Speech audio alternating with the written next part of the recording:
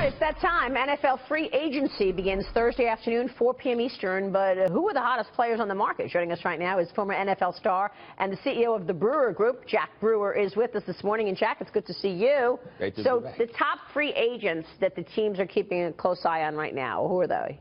Well, I mean, everyone knows that Adrian Peterson's on the market, and so way to go for the Vikings, right straight to the Vikings. I mean, he may be the best running back ever, but no, I hope he actually lands right here in New York for the Giants. But you know, this is an interesting free agency period. You know, this year the salary cap rose over $12 million to about $167 million across the board each year for the team. So that's a big number.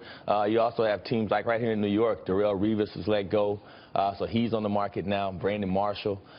You also have Jamal Charles from the Kansas City Chiefs, who's also a free agent this year. So it'll be interesting. These guys won't get the large salaries that they're used to just because they're getting older, most of them. So you'll be able to go in and probably pay them $3 or $4 million to come in and play this year. Oh, that's it.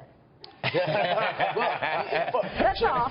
So you mentioned, but this is the fourth straight season that the cap has gone up by big numbers. Yeah. I mean, 10 million plus, right? Yes, What has that done to impact the free agency market, and what teams are benefiting the most from these changes, these increases? It's been a huge change in the league. You know, after the collective bargaining agreement, you know, you saw a huge bump up in salaries. But, you know, what you're seeing across the league is free agency is changing. The franchise tag has affected free agency probably more than anything because it locks up so many players. Jason Pierre-Paul right here with the Giants. You know, if you look across the board at the defensive ends coming into this year's draft, the top 4 defensive ends have all been franchise tags or off the market. So, you know, Nick Perry from the Green Bay Packers is sitting there. He's probably the 5th best defensive end, and he may make more money than all of them.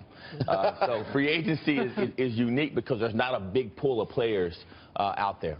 Hey, Jack, with all the money that we're talking about, which are big dollars, one of the things we worry about a lot is sort of the finances and players, and financial literacy is something that we're personally passionate about in my firm. But what can be done with some of the players to sort of help with that situation where they could find themselves penniless before they know it? That's what you do, right, at the Brewer Group? Yes, education, education, education. So we help with the education program down at the University of Miami, and I'm always big on education. I think financial literacy is of the utmost importance.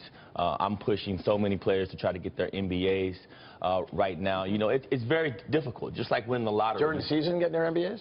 Yes, you know, you can take some online classes, but, you know, it's a huge education gap. These guys put so much time and effort into football. I did it the same way, that you really don't get an opportunity to spend on your schoolwork. So it's really important that you take your off season and try to go to school, whether it's an entrepreneurship program, whether it's just going to learn a trade. You have to keep your mind going off of things outside of football in order to protect your wealth. That's really good advice. Let me ask you about the soccer new policy here, because now all of a sudden soccer says, okay, new policy when it comes to the national anthem. It states, quote, all persons representing a federation national team shall stand respectfully during the playing of national anthems at any event in which the federation is represented. Now, of course, this decision is coming on the heels of Megan Rapinoe kneeling during the anthem back in September after Colin Kaepernick began his controversial protest. Too bad they didn't have this before Colin Kaepernick started all that trouble. What do you think about it? You know, Maria, it's about time.